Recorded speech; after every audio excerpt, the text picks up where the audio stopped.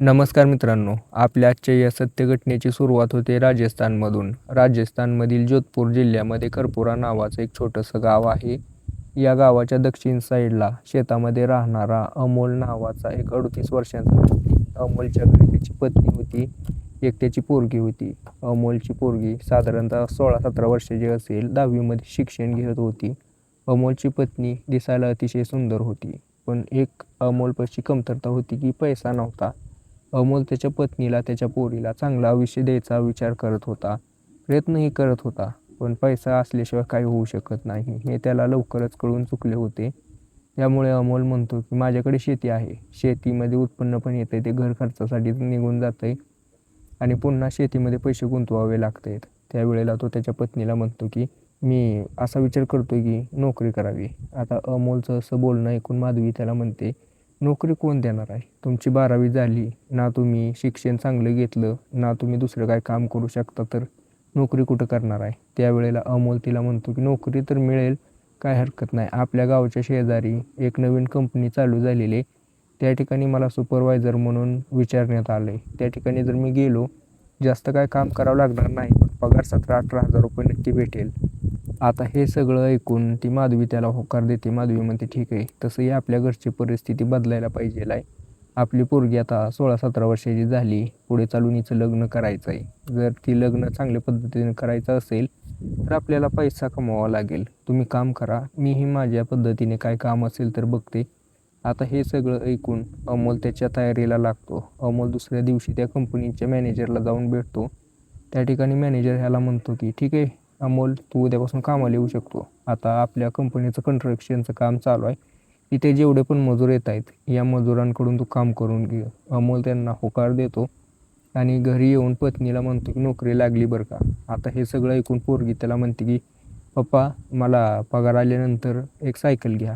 त्यावेळेला अमोल म्हणतो हो नक्कीच घेऊ, तुझी 10वी चालू आहे, तसंही तुला शाळेमध्ये जायला 2 किलोमीटर चालत जावं लागतंय. 2 किलोमीटर चालण्यापेक्षा मी सायकल घेऊन दिली म्हणजे तू आपलं चांगल्या पद्धतीने जाऊ शकशील. उशिरा जरी गेलं तर चालेल, लवकर पोहोचेल, अभ्यासाला वेळ भेटेल. आता या ठिकाणी या तिघांचं असं बोलणं झाल्यानंतर काही वेळानंतर जेवण वगैरे करून ते तिघंही झोपी गेले. दुसऱ्या दिवशी अमोलच्या पत्नीने माधवीने त्याला डबा करून दिला. अमोल ते जेवण घेऊन कंपनीमध्ये गेला. कंपनीमध्ये गेल्यानंतर त्या ठिकाणी अनेक मजूर होते. आता नवीन सुपरवायझर त्यांच्यावरती नेमला गेला होता, त्यामुळे त्या ठिकाणी असणारे मजूर त्याला घाबरून होते. त्यांना माहिती होतं याच्यासमोर जर काय नखरे केले तर नवीन व्यक्ती आहे, काय माहिती कसा स्वभाव आहे. त्यामुळे सगळे शांतपणे काम करू लागले होते. आता हे सगळं बघून त्या ठिकाणी असलेला मॅनेजर म्हणला की वारे अमोल, एकदम मस्तच, अशा प्रकारेच काम करून घे यांच्याकडून. पण आता या अमोलला याच्याबद्दल माहीत नव्हतं की पुढे चालून हेच जे काम करून घ्यायचं आहे त्याच्यासाठी धोकादायक असणार आहे. तर मित्रांनो, काय घडणार आहे पुढे त्याच्याबद्दल मी तुम्हाला सांगतोच. फक्त माझी एक विनंती आहे, आपला चॅनल सबस्क्राईब करा आणि सबस्क्राईब केल्यानंतर उद्या व्हिडिओ बघण्यासाठी नक्की या. काय होतं की सबस्क्राईब करून सोडून देत आहे, तसं नका करू, नाहीतर नाही केलं तर चालतं सबस्क्राईब. तर मित्रांनो, अमोल त्या दिवशी काम उरकून घरी पोहोचला. घरी पोहोचल्यानंतर त्या ठिकाणी त्याची पत्नी होती. पत्नी म्हणली कसा राहिला दिवस? त्याने सांगितले की मस्त दिवस होता, काही अडचण आली नाही, मॅनेजरने माझी तारीफ केली. आता हे सगळं ऐकल्यानंतर त्याची पत्नी माधवी म्हणते की हो, मॅनेजरनेही तुमची चांगली तारीफ केली म्हटल्यानंतर मग काम चांगल्या पद्धतीने चालतंय असं समजायचं आपण. तुमचं काम तिथं जर परमनंट झालं. अमोलला म्हणते की हो, माझ्याही डोक्यात काहीतरी विचार चालू आहे, मी पण असे विचार करते की शिलाई वगैरे शिकावी, त्यातून आपल्या घराचा खर्च निघून जाईल. त्या ठिकाणी अमोल तिला म्हणतो की हो बरोबर आहे, तू करू शकते, पण थोडे दिवस थांब जरा, आपल्या घराचं नियोजन बसू दे. त्या ठिकाणी तो अमोल तिला तसं म्हटल्यानंतर माधवी त्याला होकार देते. तेव्हापर्यंत त्याची पोरगी अजून कॉलेजमधून शाळेमधून आली नव्हती घराकडे. आता या दोघांना मोकळा टाईम भेटला होता भरपूर दिवसातून. त्यामुळे हा जो अमोल आहे माधवीला उचलतो आणि रूममध्ये घेऊन जातो. त्या ठिकाणी तिच्या अंगावरची एक कापडं काढायला लागतो. कापडं काढत असताना त्याला भान राहिलं नाही की त्याने घराचा दरवाजा बंद केला नाही. घराचा दरवाजा बंद नसल्यामुळे अचानक त्या ठिकाणी त्याचा एक मित्र आला. मित्राने हे सगळं दृश्य बघितलं या दोघांना हे करताना. त्या ठिकाणी माधवी तर लाजून रूममध्येच बसली. पण या अमोलला बाहेर येण्याशिवाय काय पर्याय नव्हता. तो थोडंसं लाजत लाजत बाहेर आला आणि म्हणतो की बोल की रे विनोद, काय काम आहे? विनोद म्हणतो की मी असं ऐकलंय की तो कंपनीमध्ये सुपरवायझर म्हणून लागलाय, माझं बी काम होत असेल तर बघ ना, तिथं काय, तिथं मी मजुरी करेन. त्या ठिकाणी अमोल विनोदला म्हणतो की मी मॅनेजरला विचारून बघतो, त्यावेळेला त्या ठिकाणाहून विनोदला पाठवून देतो आणि पुन्हा घराचा दरवाजा बंद करून त्या माधवीपाशी जातो. त्यावेळेला माधवी त्याला नकार देते, पण तो काय ऐकत नाही. त्या ठिकाणी तो माधवीसोबत संबंध करतो, तोपर्यंत करतो जोपर्यंत त्याचं मन भरत नाही. आता हे सगळं झाल्यानंतर तो घराचा दरवाजा उघडतो आणि घरातून बाहेर पडतो आणि तो किराणा दुकानामध्ये जातो आणि त्या ठिकाणी जाऊन काही सामान लागणार होतं ते घेऊन आला. माधवीला जेवण बनवा सांगितलं. त्या दिवशी जेवण बनवलं. जेवण वगैरे करून ते तिघं झोपी गेले. सकाळी उठून हा जो अमोल आहे तो कंपनीमध्ये कामाला गेला. जरा लवकरच गेला होता. त्याच्या मित्राचं विनोदचं काम करायचं होतं. मॅनेजरपाशी जाऊन हा अमोल म्हणतो की मॅनेजर साहेब, माझा एक मित्र आहे, मजुरी करायला काम आहे का विचारतोय. मॅनेजर म्हणलं की अरे आपल्या कंपनीत भरपूर काम आहे, तुला जेवढे मजूर लागतील तेवढे घेऊन ये. अमोल म्हणला मला नाही कोणाची रिस्क घ्यायची जास्त आणि मला कोणाशी घेणं देणं नाही, फक्त हा मित्र लावून द्या कामाला म्हणजे काय अडचण येणार नाही. जवळचा मित्र आहे. तसंही याच्या घरची परिस्थिती जरा डाऊनच आहे. आता त्या ठिकाणी अमोल असं म्हणतोय म्हटल्यानंतर मॅनेजर म्हणला ठीक आहे, त्याला उद्यापासून घेऊन ये, आपल्या इथं मिस्त्रीच्या हाताखाली त्याला कामाला लावू. अमोल त्या दिवशी त्या ठिकाणी मजुरांकडून काम करून घेतो आणि घरी जातो. घरी गेल्यानंतर त्या विनोदला फोन लावतो आणि म्हणतो की तू घरी ये, जरा काम आहे तुझ्याकडं आणि येताना जरा खंबा घेऊन ये. आता या ठिकाणी अमोलचं असं बोलणं ऐकून विनोद ठेक्यावरती जातो. त्या ठिकाणी खंबा घेतो आणि अमोलच्या घरी येतो. अमोलच्या घरी आल्यानंतर अमोल त्याच्या पत्नीला म्हणतो की आम्हाला थोडं चाकण्यासाठी काही तर दे. आता त्या ठिकाणी ही जी होती पत्नी त्याची माधवी, ती त्याला थोडंसं खडसावते, पण शेवटी आता दुसऱ्या व्यक्तीसमोर काय बोलू शकत नाही. ती त्याला शेंगदाणे देते. हे दोघं तिथून निघून त्याच्या रानामध्ये पोहोचवतात. रानामध्ये पोहोचल्यानंतर ते दोघं बसून मागं पेग लावत होते. विनोद त्या अमोलला विचारतो की बोल की कशासाठी बोलवलं होतं. अमोल म्हणला की हे बघ, उद्यापासून डबा बांध आणि माझ्या संग आणि माझ्या घरी ये. आपण दोघं त्या ठिकाणाहून कंपनीत कामाला जाऊ, तुझं काम फिक्स झालेलं आहे. त्या ठिकाणी विनोद अमोलला म्हणतो की धन्यवाद रे भावा, तुझ्यामुळं मला काम तर मिळालं. भरपूर दिवस झालं घरी बसून होतो. तसंही पत्नीची जी शिलाई काम आहे त्याच्यावरतीच घर चालत होतं. आता या ठिकाणी अमोलच्या डोक्यातली टूप पेटते आणि अमोल म्हणतो की अरे खरं तुझी पत्नी शिलाई काम करते ना. विनोद म्हणला हो, माझी पत्नी शिलाई काम करते, एकदम मस्त करते आणि एक दोन पोरी पण शिकायला आहेत त्या ठिकाणी. त्यावेळेला हा अमोल विनोदला म्हणतो की अरे मग मी तुझं एवढं काम केले, माझं एक काम कर ना. माझी पत्नी जी आहे माधवी, ती असा विचार करते की तिलाही शिलाई काम शिकावं आणि तिथून येणाऱ्या पैशातून घर खर्च चालेल. विनोद म्हणला की नक्कीच मी माझ्या पत्नीला सांगेन. त्यावेळेला ते दोघं त्या ठिकाणी बसून शराब वगैरे पितेत. नशात चढल्यानंतर घराकडे निघायला लागतात. घराकडे जात असताना हा विनोद अमोलच्या घराकडून गेला. त्या ठिकाणी माधवी घराच्या बाहेर धुणी भांडी करत होती. आता त्या ठिकाणी धुणी भांडी करत असताना महिला कसं त्यांच्या कम्फर्टनुसार बसतात, त्यांना जसं हवं तसं. त्या ठिकाणी तिचा पदर खाली पडलेला होता आणि हे सगळं त्या विनोदनं बघितलं. विनोद तिच्या छातीकडे बघतो. त्यावेळेला त्याला राहावत नाही. त्याच्या मनामध्ये काम वासना भडकते. तो पटकन घरी जातो. नशेमध्ये होता त्याच्या पत्नीला उचलतो, रूममध्ये घेऊन जातो आणि त्या ठिकाणी काही वेळ संबंध करतो. त्या ठिकाणी त्याचं मन शांत झालं. काही वेळानंतर हा विनोद त्याच्या पत्नीला म्हणतो सविताला की सविता, मला काम भेटलेलं आहे आणि मी अमोलसोबत कामाला चाललो आहे उद्या त्याच्या कंपनीमध्ये, माझ्यासाठी डबा कर. आणि हा त्या अमोलची पत्नी जी माधवी आहे ती म्हणते की तिला आपण शिलाई काम शिकायचं, जर तिला शिकवत असेल तर बघ, त्यानं माझं काम करून दिलं, तिला तेवढं शिकवलं म्हणजे कसं आपल्यावरती त्याचं जे उपकार आहेत ते फिटून जाईल. आता त्या ठिकाणी विनोदची पत्नी सविता त्याला म्हणते ठीक आहे, काय हरकत नाही, त्याला शिकवेल मी तिला शिलाई काम, त्यामध्ये काय अवघड आहे, माझ्यापाशी 2 पोरी शिकत आहेत, ती पण शिकेल. आता त्यावेळेला ते दोघं पण झोपी जातात. सकाळी उठून हा विनोद डबा घेतो, अमोलच्या घरी पोहोचवतो. अमोल तिथं तयारी करत होता. अमोल जेवण करून डबा घेऊन दोघं कंपनीकडे निघायला लागतात. कंपनीमध्ये पोहोचल्यानंतर मॅनेजरला बोलवण्यात येतं. मॅनेजरला सांगण्यात येतं की हा माझा मित्र. मॅनेजर म्हणतो ठीक आहे, काय हरकत नाही, याला त्या मिस्त्रीच्या हाताखाली काम दे. त्या ठिकाणी त्याला काम देण्यात येतं. मिस्त्रीसोबत हा विनोद काम करू लागतो. अमोल जो होता तो आपल्या त्याच्यावरती लक्ष ठेवायचा, बाकीच्या मजुरांवरती लक्ष ठेवायचा. अशा प्रकारे तो दिवस संपला. दोघंही घराकडे निघायला लागले. त्यावेळेला हा विनोद म्हणतो की अरे माझी पत्नी सविता तुझ्या पत्नीला शिलाई काम शिकवायला तयार आहे, बघ तुझ्या हिशोबाने कधी पाठवून देतोय. आता या ठिकाणी विनोदचं असं बोलणं ऐकून अमोल खुश झाला आणि म्हणला की मी घरी गेल्यानंतर लगेच विचारतो माधवीला. घरी गेला. घरी पोहोच झाल्यानंतर हा जो अमोल आहे तो माधवीला म्हणतो की तुला शिलाई काम शिकायचं होतं ना, तर ती आपला जो विनोद आहे ना त्याची पत्नी शिलाई काम शिकवेल तुला. माधवी त्या अमोलला होकार देते आणि म्हणते की काय हरकत नाही. तो आता काही वेळानंतर त्या अमोलची जी पोरगी होती ती आली, रडत होती. तिला रडताना बघून अमोल विचारतो काय झालं बाळा, सांग. त्यावेळेला ती सांगते की माझ्या वर्गातला एक पोरगा आहे अभिजित म्हणून, तो माझी छेड काढतोय, मला वाईट बोलतोय. अमोल म्हणला ठीक आहे, मी उद्या त्याच्या घरी जातो आणि त्याच्याशी बोलतो. आता हा जो अभिजित होता गावातला अतिशय श्रीमंत व्यक्ती होता. अभिजितचा बाप सावकार होता, त्यामुळे त्याच्याशी कोण काय बोलू शकत नव्हतं. तो असंच काही पण करायचा गावातल्या पोरींसोबत. त्यामुळे या अमोलची हिंमत झाली नाही, पण पोरीचा रडता चेहरा बघून त्याला राहवलं नाही. दुसऱ्या दिवशी सकाळ सकाळ 8 वाजता त्या अभिजितच्या घरी पोहोच झाला. अभिजितला त्या ठिकाणी म्हणतो की परत जर हे सगळं केलं तर तुला महागात पडेल. अभिजितला वाटलं की हे काय आहे, मला अजूनपर्यंत कोण काय बोलू शकलं नाही आणि हा अमोल असं कसं काय बोलू शकतो, याचा तर काटा काढावाच लागेल. आता त्या अभिजितच्या मनामध्ये अमोल विरोधात राग भरला होता. तो म्हणला की याला सोडणार नाही. त्या ठिकाणी तर अभिजित शांत बसला, कारण त्याचा आईबाप होते त्या ठिकाणी, आसपासची लोक होती, घरातली नोकर चाकर होते. लिहिलं बघून अमोल त्या ठिकाणाहून निघून गेला घरी. विनोद आला. विनोद सोबत तो कंपनीमध्ये कामाला गेला. पण राहून राहून त्या विनोदच्या मनामध्ये ती जी माधवी होती तिच्याबद्दल विचार येऊ लागले होते. तिची ती छाती, तिचं ते मादक शरीर हे पाहून त्याला वाटत होतं की तिच्यासोबत काही वेळ घालवावा. पण शेवटी मित्राची पत्नी होती आणि असा मित्र ज्याने त्याला काम मिळवून दिले त्याच्यासोबत हा धोका करू शकत नव्हता. अमोल आणि हा विनोद जो आहे या दोघांमध्ये आता चांगली मैत्री बनली होती. पहिल्यापासून मैत्री होती, पण आता घट्ट मैत्री. दोघं कधी पण खंबा काढून बसायचे, त्या ठिकाणी पेग मागं पेग लावायचे. त्याच्यानंतर त्यांच्या घरच्या गप्पा रंगायच्या. आता हळूहळू या दोघांचं वारंवार झालं होतं. यामध्ये आता वैवाहिक जीवनाच्या गप्पा रंगू लागल्या. माझ्या पत्नीसोबत मी असं करतोय, तसं करतोय, एवढी मजा येते, तेवढी मजा येते.